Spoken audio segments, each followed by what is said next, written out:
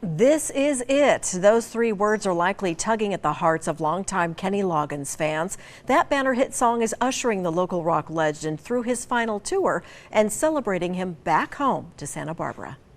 Make no mistake where you are.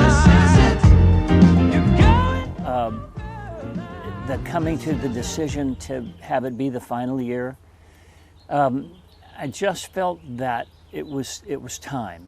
Singer-songwriter Kenny Loggins, who built his music career on folksy rock hits Danny's Song and House at Pooh Corner in the early 70s, ends his final concert tour with the riveting revival of his 1986 Navy fighter pilot-like anthem, Danger Zone, thanks to the film Top Gun Maverick. You know, I think that I've been pretending that this tour is just another day, or disguised as just another day, when in actuality it's a big deal. You know, it's the end of an era for me. Beginnings have the energy, the charge of excitement. And that's what I feel in me now as I go forward.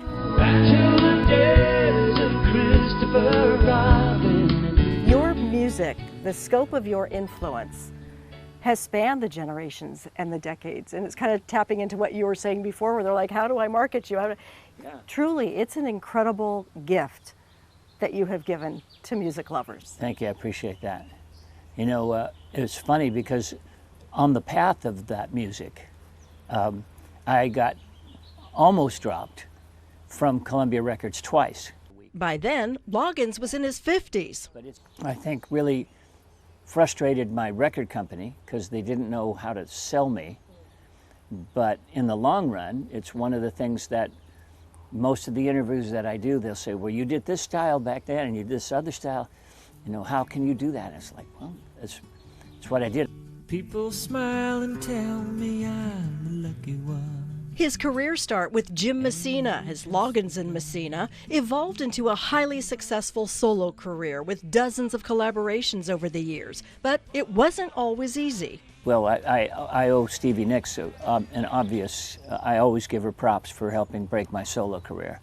First off, I didn't realize how difficult it was to break a solo career from a successful duo. Just ask Daryl Hall. And it was really Stevie who helped me get over that hump and get the music onto the radio. And so I'm forever grateful to her. He also gives big credit to Journey's Steve Perry and local crooner Michael McDonald, formerly with the Doobie Brothers and Steely Dan.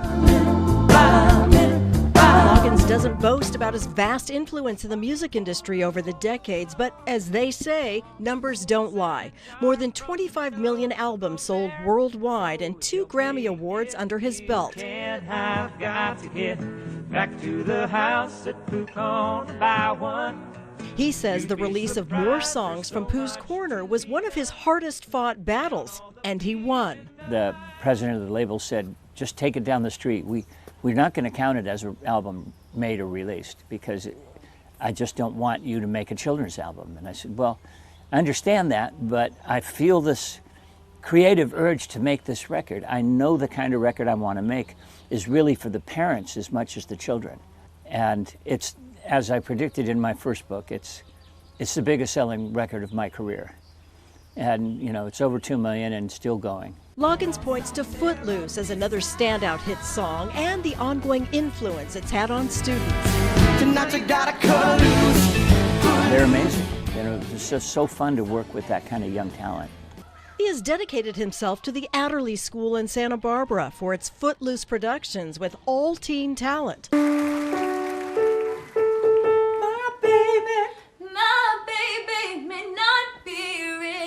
She's watching every dime. They really have a lot of talent.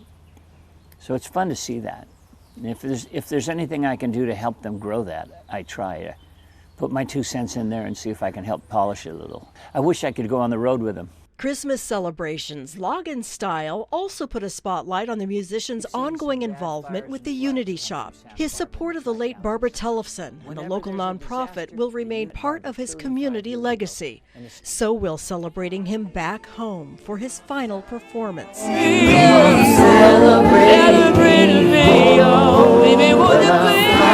suspect it'll be a relatively emotional moment for me. and hopefully somewhat for the fans. I started here, I moved here in '73, and you know, Santa Barbara's been my home my whole life, and now it's my children's home and my grandchildren's home. So my roots are now dug in pretty deep, and I think getting to play at the County Bowl one more time with a full house will be really thrilling.